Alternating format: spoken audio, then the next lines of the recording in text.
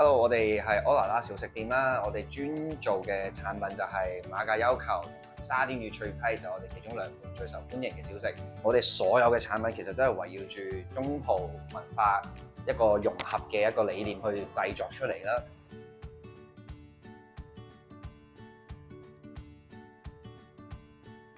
希望都可以除咗遊客都認識之外，我哋甚至可以之後發展自己嘅零售產品。希望大家喺